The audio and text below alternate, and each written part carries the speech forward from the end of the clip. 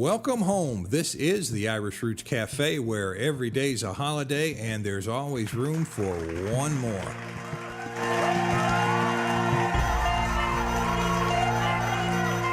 Come right this way. Have a seat with me today in the corner booth celebrating our 53rd week.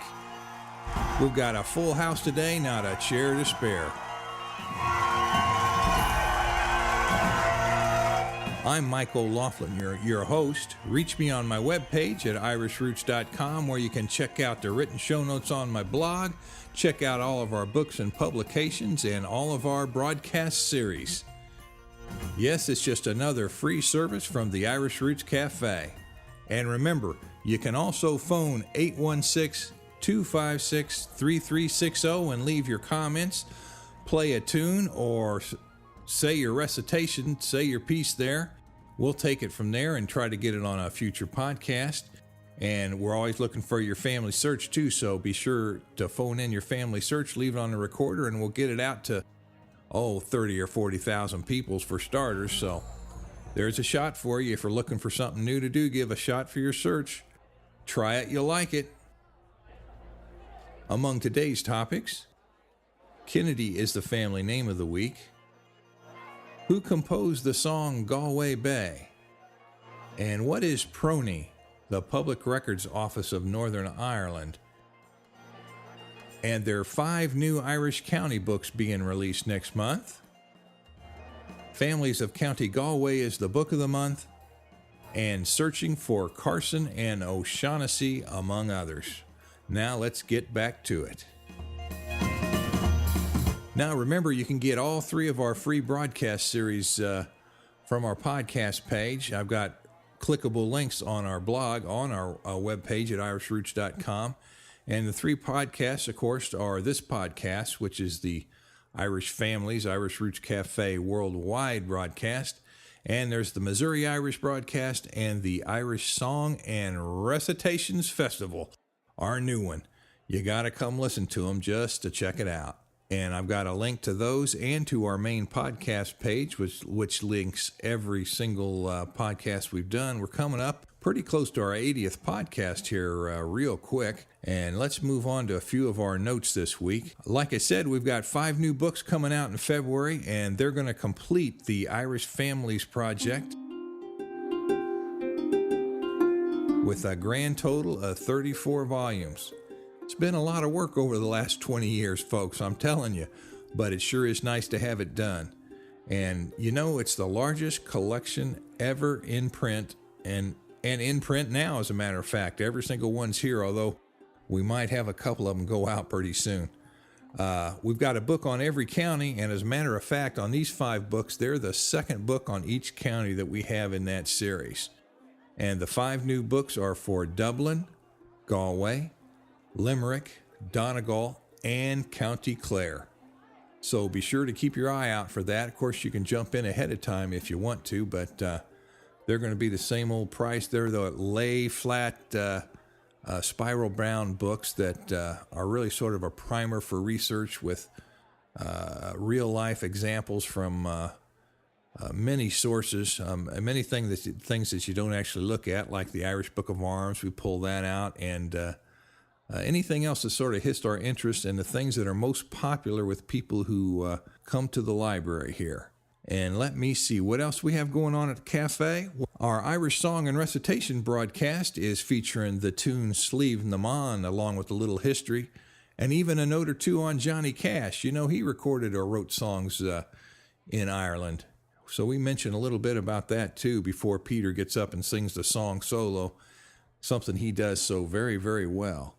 And our Irish in America broadcast, the last one of that, we featured the Irish wilderness settlement in America in the 1800s. If you don't know what the Irish wilderness is, you sure should. So check out our Irish in America history podcast for that one. I think it's time that we move on to the book of the week. The Families of County Galway, Ireland by Michael C. OLaughlin. That's me. That's also our book of the week. And we'll just take a little extract here today. When I wrote that book, I found that Hardiman had done a lot of work on the history of Galway and a lot of information that helps trace some of the families back in the early days. And he gave us a list of families who, after the Norman invasion sometime, after the 12th century, families that were existing there and of some note. And I'll read them off here now just to let you know where your old family history might come from.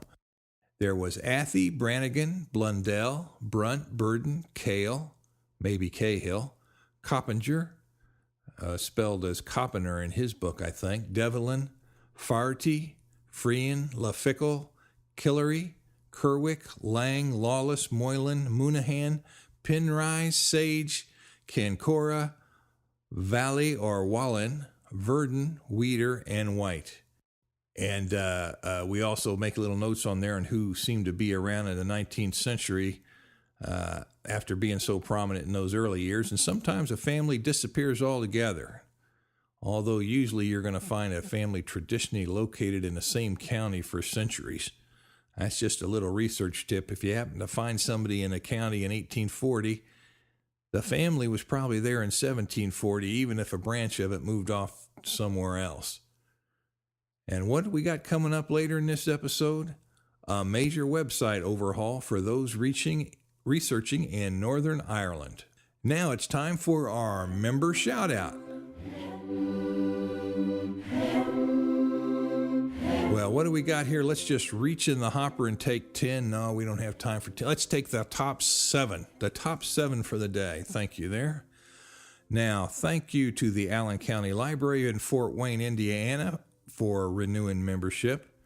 And Mrs. Perot or Parrott of Thornbury, Bristol, UK, Your Annals of Ireland, Keating's History of Ireland, and the Irish Book of Arms has shipped, and you've got quite a library established already. John Teskey of Ashburn, Virginia, new member. Your Tribes and Customs of High Many have shipped, and that was a book John O'Donovan compiled back in the 1800s. He was a really prolific gentleman, and he helped a lot of people out with history and genealogy.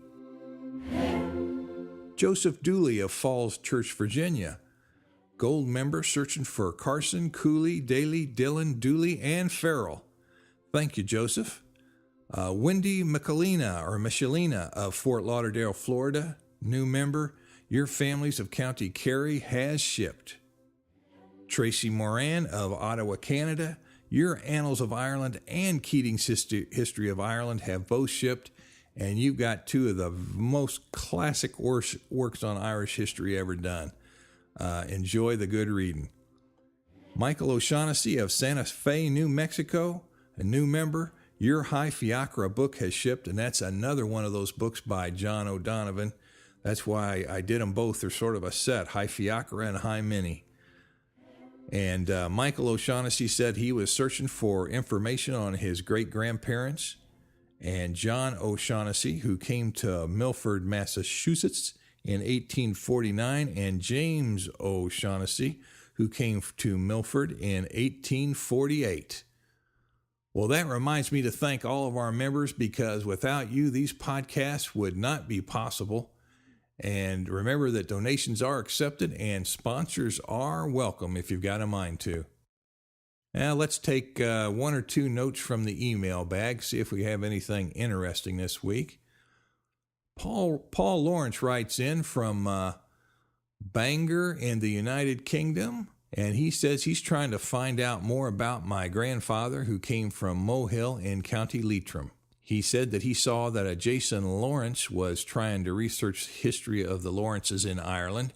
He's listed on our webpage, and he thinks maybe they can help each other out. So, Jason, if you're listening, we'll try to put you in touch with Paul. Just drop me an email, and we'll see what we can do. Hope you can help each other on the Lawrence history.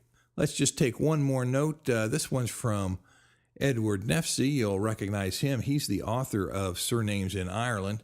That's a book I published a few years back. And Edward, he even left an audio message that you can hear right next to his book. You click that, and it tells a little bit of the story about why and how he wrote that book. Pretty interesting. But he wrote, and he said, Putting the various documents necessary together, I found that my grandfather had a different spelling on each of his birth certificate, baptismal book entry, marriage certificate, death certificate, and gravestone. I had more choice than I thought. Well, boy, what a great example, Edward. That sure tells us a lot about how we have to be careful with spellings. It's not engraved in stone, even if it's on the tombstone.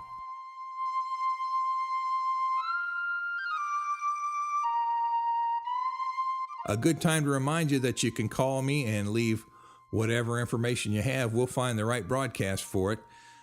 Call me at 816-256-3360 and leave your order, family search, or ask any question I can answer in the next podcast. Of course, it has to be a question I can answer. Otherwise, there'd be no point, wouldn't there? Well, now we're going to move on to the Irish family name of the week. Well, Kennedy's the name. Ask me again, and I'll tell you the same. And today's family history is in honor of member Olivia Murray. And she says, I'm Irish on both sides of my family. My most recent Irish ancestor, John Cowan, 1845, immigrated to New Zealand in 1868, and that surname spelled Keown. And his family came from Knocksticken near Seaford, County Down, Ireland. His wife was Susan Mary Kennedy, 1840, and she's from the same township. She says, I am also descended on my father's side with the name Paxton. My oldest known Irish immigrant to the U.S. was Thomas Paxton in 1719 from Ballymoney, Antrim, Ireland. Well, we hope we can stir up some help for you here, Olivia. And remember, we're going to be covering more names in the future on this podcast. Monroe, Dargan, Hastings or Heston, Graham, Boyle, Dealey, whatever we can dig up. So stay tuned for those in the future. Now, I bet you already know about the spellings of the name. Kennedy can be found both as Mac Kennedy and O Kennedy in the older records. And sometimes that ending can be just with a Y. Sometimes that ending is an IE, Kennedy. And sometimes it's a DAY, Kennedy. And of course, if it happened to stray into France, it came back with a Q on it and a Kennedy. Very interesting now. The French seem to have a way to that. They put a Q on the front of Kelly or Keeley. They did the same thing to Kennedy, so keep that in mind if you got a Q at the beginning of your name. That could be a K hiding from you. And we found a lot of that information in variant spelling groups 991 and 2462, taken right out of the Master Guide to the Various Spellings of Irish Family Names. That's just one of the 60 books I've put together over the past 30 years. Each one of them has a special use, and that one's obvious. Let's take a little bit, just a short look at the history of the name Kennedy. Now, it's one of the 20 top most numerous names in Ireland, and it's taken from Kennedy, the nephew of the great High King Brian Boru. And O'Kennedy is given by O'Haran as a chief of Glen Omra.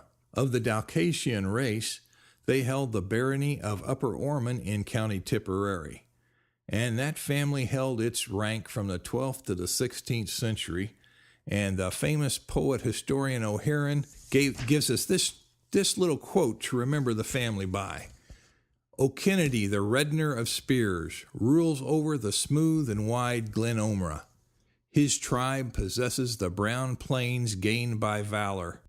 He has obtained his lands without opposition. And now they're found early at Killaloe in the barony of Tulla, lower in Clare. And note the name of Kilo Kennedy Parish right there. That's a little tip-off on where the family was in earlier days. What else can we say? Well, the family divided into three main branches that are pretty well known. And the first one is Kennedy Don, or Kennedy Brown. The second one is Kennedy Fionn, or Kennedy Fair. And the third one is Kennedy Row, or Kennedy Red. And they're recorded as settled in Antrim in the 17th century, but the name can be Scottish because Kennedy is also a name found in Scotland. And I also found it in that Scottish Mac's book, so it may be that if there's a Mac on there, the odds are a little bit stronger that you've got a Scottish heritage in you if you got that Mac. And note the variant spelling with the Q on it in France, like we mentioned earlier. And if you take a look at the 1659 census, we see that Kennedy was a principal name in Meath. O'Kennedy and Mac Kennedy are both found in Limerick. Kennedy with an IE at the end is in Westmeath, and O'Kennedy's found in Londonderry, and Mac Kennedy with one N and a Y at the end is found in Limerick. Well, by the time the 1890 index comes along, we find there's a whopping 446 births of the name, and that's mainly in Tipperary, Dublin, and Antrim, but don't take too much care for that because that's a name that's spread all over Ireland. And there's also a minor branch of the Kennedy family in Hymeni or Umain, depending on what accents you want to use with it. And that's the area that O'Donovan wrote that book on, Tribes and Customs of the Hymeni. Well, now we also see that the Kennedy family of Baronrath, County Kildare, is well known, and they're found seated at Straffan and at Newcastle Lodge in County Kildare. And when we go to the Irish Book of Arms, we find that very same family documented, and it shows their crest and their coat of arms, and of course the famous three helmets appear on the crest, and that's pretty well known for the Kennedys of Ireland. Sometimes some things will change, but those three helmeted heads are pretty standard for the name. Well, let's move on now. Just one more thing before we get off of Kennedy, and it's just an example. If you go to our free master index, the free search on the webpage, and you typed in Kennedy, let's take the first 5 things that come out and see what they are. Well, first you're going to see Mac Kennedy, which is found in King James Irish Army list. And then you're going to see Mick Kennedy in the 1659 census of Ireland. And thirdly, you'll see O. Kennedy in the Annals of Ireland by the Four Masters. And then you're going to see a G. Kennedy and a D. Kennedy listed several times in Pinner's survey. And that, of course, is one of the volumes from our Conquest of Ireland. And, of course, that's up in Northern Ireland, so that might be of interest if you're looking in that area. And, of course, lastly, Mac Kennedy, as I mentioned before, is found in the Scottish Macs as well. Well, now that we're done with Kennedy for a while, let's move on to the website of the week.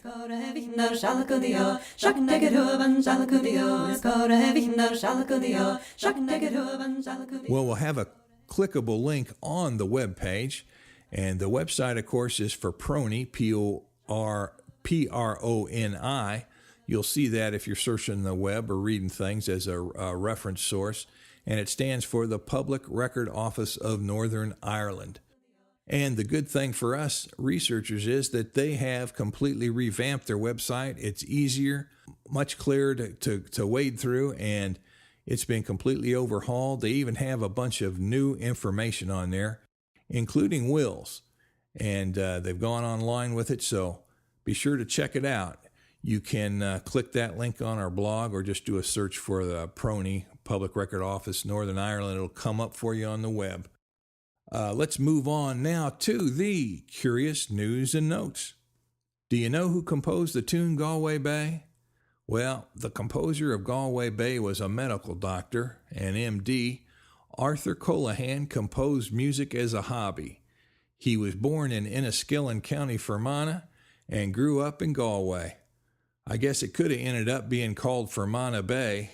It just doesn't have the same ring to it, though, does it? And he's buried at Bohermore Cemetery in County Galway.